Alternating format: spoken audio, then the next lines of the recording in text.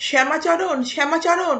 ডাকটা দূর পাহাড়ের শিখর থেকে কানে আসতেই দাঁড়িয়ে পড়লেন বিস্মিত শ্যামাচরণ। এই অচেনা নির্জন পাহাড়ি অঞ্চলে কে তার নাম ধরে ডাকে? মুখ তুলে দেখলেন সামনের পাহাড়ের এক গুহামুখে দাঁড়িয়ে এক সৌম্যদর্শন সন্ন্যাসী তাকেই ডাকছেন। চিনতে না পারলেও কি এক অমোঘ টানে মন্ত্রমুগ্ধের মতো সন্ন্যাসীর কাছে এসে হাজির হতেই সন্ন্যাসী স্মিত হেসে বলে উঠলেন, তোমারই অপেক্ষায় রয়েছি এতকাল।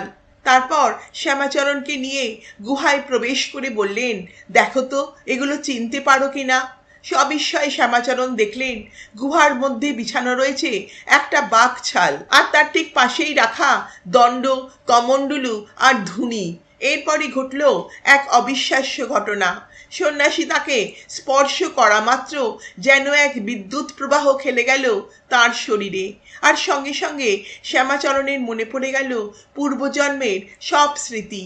এই গুহায় বসেই তো তিনি সাধনা করতেন, আর ইনি তো তার গুরু মহাবতার বাবাজি। সময়টা 1868। হিমালয়ের রানীক্ষেতে তখন শুরু হয়েছে ব্রিটিশ সরকারের সৈন্যদের থাকার জন্য ক্যান্টনমেন্ট নির্মাণের কাজ।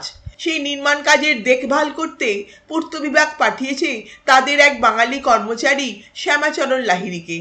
কাজের অবসরে সেদিন বিকেলে তিনি চলেছিলেন ভারতীয় যোগী পুরুষদের তপস্যা স্থল দ্রোণাগিরি পাহাড়ের উদ্দেশ্যে, আর সেই দ্রোণাগিরি পাহাড়েই ঘটল তার সঙ্গে এই অত্যাশ্চর্য ঘটনাটা, যা সম্পূর্ণ মোড় ঘুরিয়ে দিল তার জীবনের।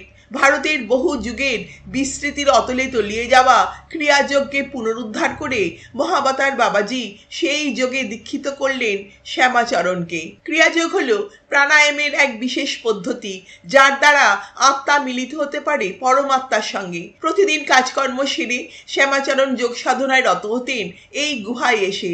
অবশেষে একদিন সাধনা সম্পূর্ণ হলো। শ্যামাচরণের ইচ্ছে বাকি জীবনটা এই গুহায় বসে যোগ সাধনা করে কাটিয়ে দেওয়ার, কিন্তু গুরু আদেশ দিলেন, আজ থেকে তুমি হও গৃহী সন্ন্যাসী। সংসার ত্যাগটাই বড় কথা নয়, সংসারে থেকেও যে যোগ সাধনা করে সিদ্ধি লাভ করা যায় তারই উজ্জ্বল আদর্শ স্থাপন করো তুমি। ফিরে এলেন শ্যামাচরণ। বাকি জীবনটা সংসার ধর্ম যেমন পালন করেছিলেন, তেমনি বহু সংসারী মানুষকেও দীক্ষা দিয়েছেন ক্রিয়াযোগে। শুধু তাই নয়, তার অলৌকিক ঐশ্বরিক ক্ষমতাও প্রত্যক্ষ করেছেন বহু মানুষ।